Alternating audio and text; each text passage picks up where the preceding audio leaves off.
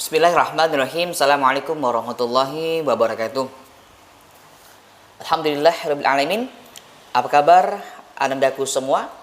Alhamdulillah kita kembali lagi pada pertemuan yang keempat pada pekan ini. Insyaallah kita akan melanjutkan pembelajaran kita yang kemarin.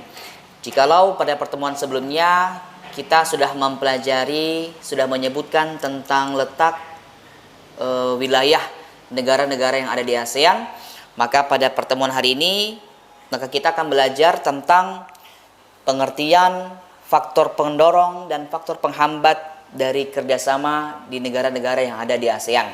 Maka tujuan pembelajaran kita pada pertemuan hari ini adalah kita diharapkan mampu nanti untuk bisa menjelaskan tentang pengertian faktor pendorong dan faktor penghambat dari kerjasama. Kita mulai, namun sebelumnya mari terlebih dahulu kita berdoa. Baiklah anakku semua, kita masuk kepada pembahasan. Kita akan belajar tentang apa pengertian kerjasama, apa faktor pendorong, dan apa faktor penghambat dari kerjasama negara-negara ASEAN. Kita masuk kepada pembahasan. Sebelum kita mempelajari tentang apa pengertian kerjasama, tentu kita pernah mendengar kegiatan SEA Games yang diadakan setiap 2 tahun sekali. Bahkan Indonesia seringkali menjadi tuan rumahnya. Kalau kita perhatikan kegiatan SEA Games, apa latar belakang diadakannya? Apa tujuannya diadakannya? Apakah terdapat bentuk kerjasamanya? Maka jawabannya adalah ya. Maka dapat kita artikan kerjasama itu adalah menjalin hubungan antara dua negara atau lebih demi mencapai suatu yang namanya kesepakatan. Itu adalah pengertiannya. Kemudian berikutnya, apa faktor pendorong atau faktor yang mendukung sehingga terjadinya interaksi atau kerjasama di negara-negara ASEAN? Maka setidaknya ada 2 faktor pendorongnya. Yang pertama adalah kesamaan dan perbedaan sumber daya alam.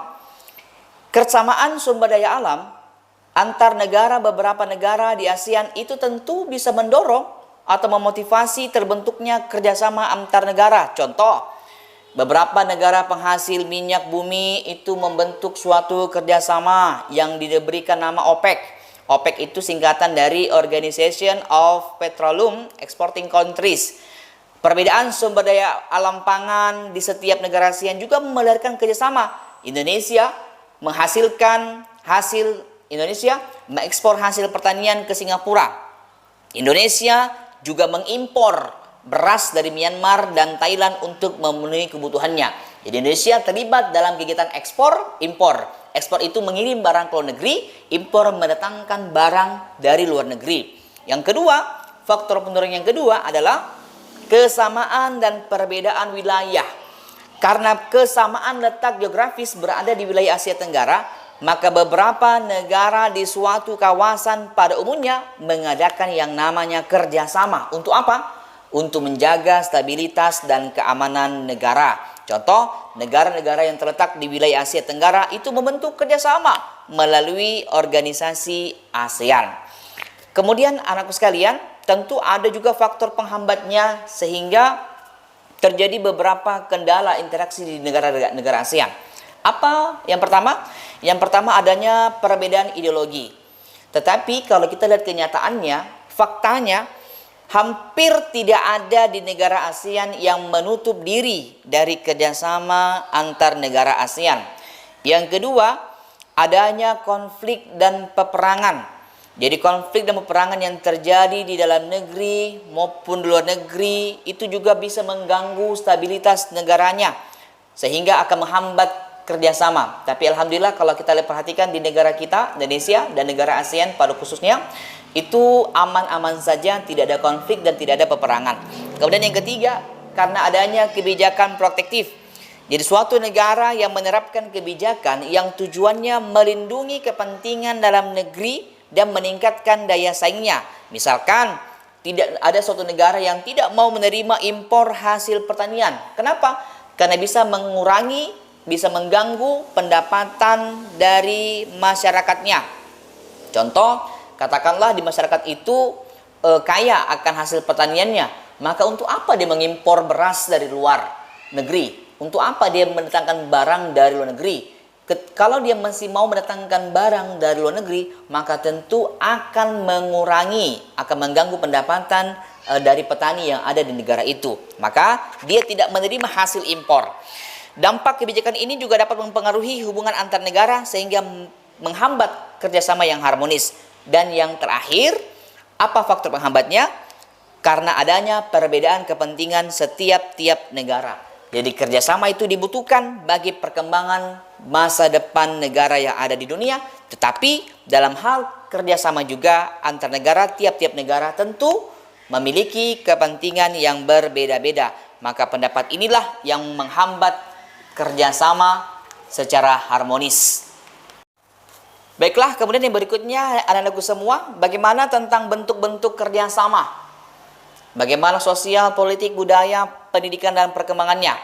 Maka kalau kita perhatikan kerjasama antar negara-negara ASEAN, itu kita lihat ada dalam bidang sosial dan kebudayaan, kemudian juga ada pada bidang politik dan keamanan, dan yang ketiga juga bentuk kerjasamanya ada dalam bidang pendidikan.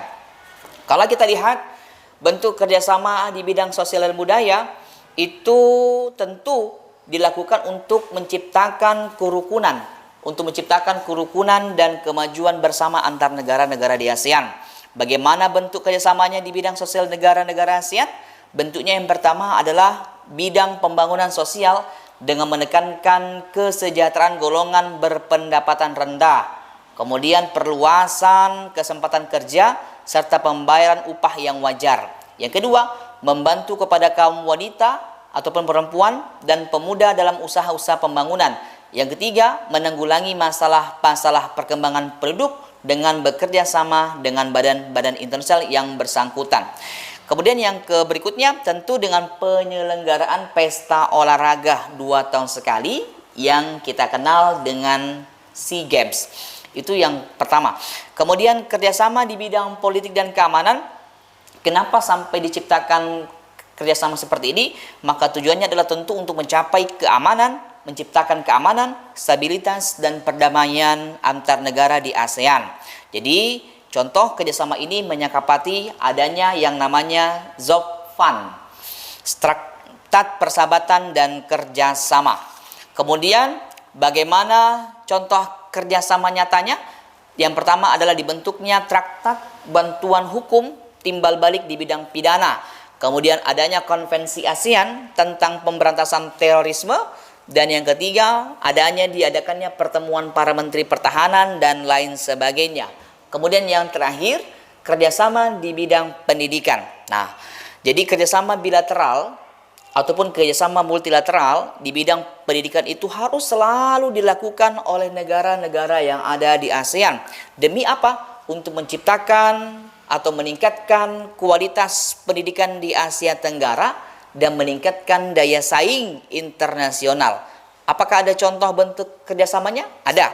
Bentuk contoh kerjasamanya adalah ACT. Apa itu ACT? ASEAN Council of Teachers Convention. Itu pernah diadakan di Sanur atau di Denpasar di negara kita di Indonesia. Kapan? Pada tanggal 8 bulan 12 di tahun 2012 kemarin. Sudah 8 tahun yang lalu. Kemudian yang berikutnya adalah dalam bidang pendidikan diadakan penawaran beasiswa pendidikan. Contoh kemarin kita perhatikan Singapura memberikan beasiswa. Dia memberikan beasiswa untuk pelatihan pengelolaan jasa pelabuhan udara, kesehatan dan keselamatan kerja dan industri. Kemudian yang ketiga, negara-negara ASEAN memanfaatkan beasiswa untuk belajar di berbagai universitas di negara-negara ASEAN dan tentunya Jepang di negara Asia atas biaya yang diberikan oleh ASEAN Japan Scholarship Fund atau dana beasiswa ASEAN dan Jepang. Kemudian yang terakhir, tentu diadakan biasanya kita dengar Olimpiade. Jadi ada Olimpiade di bidang pendidikan dan sering diadakan pada taraf regional Asia Tenggara.